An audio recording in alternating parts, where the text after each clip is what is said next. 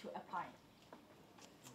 It's going to start September. It's September 1st. So that means if after September 2nd, you bought like a second house, then you can apply. No, it's for the first time home. I know, it's for first home buyer. It's how to process this. So if you are a first-time home buyer and you make less than $120,000 and you Get the family income. Yeah, the family income. Because remember, this is intended to address those who can't get into the market at all, right? I mean, now, we know that in markets like, you know, the Greater Toronto area or the Vancouver area, this is still going to be applicable because, you know, if we look at sales over the last number of years, even in 2019, I mean, you know, sales under $500,000 are about 25% of the, you know, 25% of the sales that are made. So we know that it's going to, that there is housing stock, you know, available, but it is for first-time home buyers. It is for family income of $120,000 or less. And if you are that, then you qualify for 5% of a shared equity with the Government of Canada, which essentially reduces your principal. So you are going to pay your mortgage on a reduced principal. If it's a new home, it's 10%. So it's a shared equity of either 5 to 10% with the Government of Canada. And what it means is what your savings is not only in the down payment part, your savings is actually on the continuous part of your mortgage. So if you are buying, you know, if the home is close to $500,000, that's $280 some odd dollars.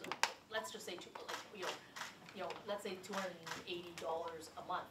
Well, $280 a month means that you have that extra ability to spend on not your mortgage. This is all about this is really about housing affordability, so that first-time home buyers can get into the market. So that means as long as it's closing after September 2nd, you have the right.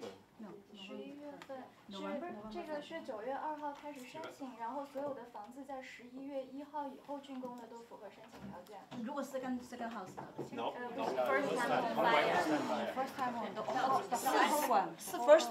first buyer， 但是二手房啊。二手房你可以付5%。对呀对呀，现在就是因为有个 client 马上就在这个节骨眼上，到底是能不能申请？他9月2号开始可以申请，现在不可以。交给要11月1号。因为这个法律现在还没开审，我回答你，可能你现在特别关注的。对，因为我现在这个马上就是。Yeah, I think you focus on the procedural thing since the law has not been effective yet. So we have to wait after September 2nd, and procedurally. I can say there are several parts that could be related. Number one, your mortgage application. Yeah, without or with this help would be a little bit different. Okay. And as a lawyer, probably we have to get involved. At the end, government incentive program actually is a second mortgage on your title. Oh, okay. Yeah, and as like other programs, I think there must be some kind of form and fill in and you submitted all the supporting documents. Yeah, later on when we have regulations and when the program starts, and I think the procedural thing will be very clear. Oh, okay. So now just who wants to moderate?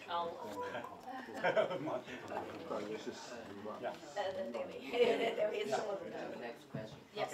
So I have next question. As architect, actually I knew the program before it was introduced. We understood that affordability of a home is very important, not only for housing market, but the whole economy. Yes. And also having more people to enter in the market is a base. Yeah. So in my understanding, this incentive program will make sense to bring more people to own your home and to enter the market, to make the market stronger. And my question is, who specifically is eligible for the program? Anyone. Anyone is first time. Yes. Income and then family. Income. Okay. Yes, that's right. Yeah. And so you have to be a first-time home buyer, and you have to earn less than 120. But you're absolutely right. purpose of this is to create greater affordability for home ownership for people who don't have it today. Right. So, so to be able to provide an incentive that, particularly, and, the reason that it's 10% versus 5% for new construction is that in the marketplace, we believe this will create an incentive for greater new housing to be constructed, particularly around that price point that will enable purchasers to get into the marketplace, at those affordable levels. So basically both Canadian citizen and Permanent residents as well, yes, or if you are, permanent residents and Canadian citizens, or you demonstrated that you are working in Canada, So they're not applying to be non-resident. Non-resident who's No. working in Canada, we can apply. Non-resident, but who can demonstrate that they are working long-term in Canada, yeah. But for family, husband and wife, both are the first, have to be the first-time buyer, or the only one should be eligible? At least one. I think it is just at least Anyone. one. I At think it least is, one. yeah. I think one is. The person who is purchasing Yeah. needs to be the first-time home buyer, Should be, yeah. yeah. Not joint. Well, it's not should be, it has to be, because then you won't be eligible, Yeah. because it's administered through the Canada Mortgage Housing Corporation, so it's like everything, I mean, but you raised a good point about sort of how this will work, and this is great, because the CCRPA, we're very happy to be able to work with the CCRPA, because if there are any sort of, technical type questions, we could easily get, someone to sort of do a more technical briefing with you and the association, so that for your members, any questions of that order, we could get it into a lot more in depth than I probably could, because I wanna make sure that, that you get the information that you need, should you want it. Sure, yeah, we do that. I wonder why the government set up the family income is $120 per year, but not under the $100,000. So from my understanding, I guess in the GTA area, especially in the Scarborough, the family income actually is the middle class, the lower middle class, the family income should be below the $100,000. It seems like this program try to help people in the higher middle class income to. It's 120 and below.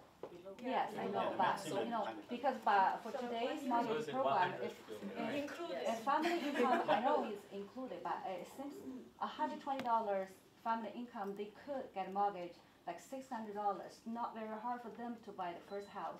But I just wonder, government want to help people in the higher middle class or in the lower middle class, because I know the homeless people, most of the time their family income is under the $600,000.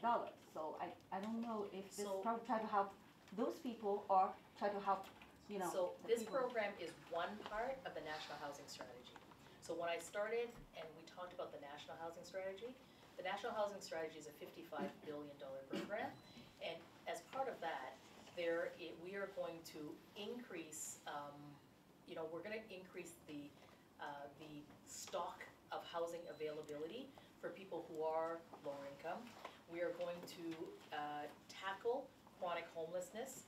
We are going to renovate and repair existing community housing stock that is out there, so that, so that there is housing available for people in, whether you're vulnerable or whether you're lower income.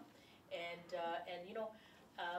this is one of those policies we believe, if you are able to have predictable housing, then your ability to raise your family, progress yourself, you may be renting in affordable housing, but this is about the affordable housing strategy.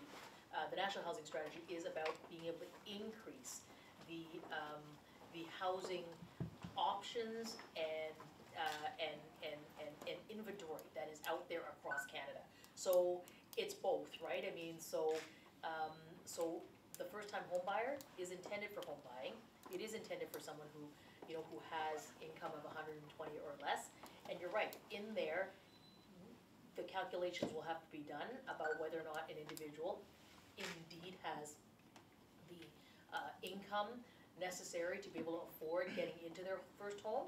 but the way in which we are sharing the equity so that it reduces their mortgage payment will mean that there's greater affordability. And and if you look at, I also shared the context of the economy for also this reason. So let me sort of paint a different picture. So imagine you are you're a young family, your income is less than $120,000. You are, you're working your job and you are looking to enter into the market, and you're able to do that through this first-time home buyer. You may have a couple of young children. And the Canada Child Benefit is there to help working families to make life a little bit more affordable. We are not paying checks. We're not giving benefit checks to millionaires. This government stopped that. We stopped it in 2015 when we were elected. The previous government was okay to give checks to millionaires. To get the Canada Child Benefit, it's income tested. So it really is going to people who really need it. So if the job market right now and the economy is strong, the prospects for being able to get more well-paying jobs is there for people. Our government is supporting young people to get access to post-secondary education through the Canada Student Grants. The economy is stronger so that there's more availability for people to work. If you have a young family and and affordability is a real issue, then the Canada Child Benefit is going to help a little bit. So it isn't one thing or another, but today we are talking about the Canada First Home Buyer incentive. But the reason I paint the economic picture is to be able to say it isn't just the one thing that's going to deal with affordability. We need to do a number of things, right? I mean, we care about the environment. We are making investments in infrastructure. Everybody who drives around here knows how difficult it is to drive through, rush hour or whatever, I mean, so making investments in public transit so that more people could take public transit, all of these things together is going to help the middle class and help greater affordability and greater viability for citizens of this country. Thank you. Sorry for that very long-winded answer. No, that's all right. But I wanted to kind of, We need it, I yeah. wanted to kind of paint a bit of, just because it's one thing, but many other things too. Yeah, So, right. So David, I think Wendy will want to do a summary. Okay, sure. That's Yeah, okay. Wendy, thank you. Sure. Thank 对， you. 就像部长刚才多次提到的，就是这个首次购房激励计划只是政府的多项计划中的其中一个。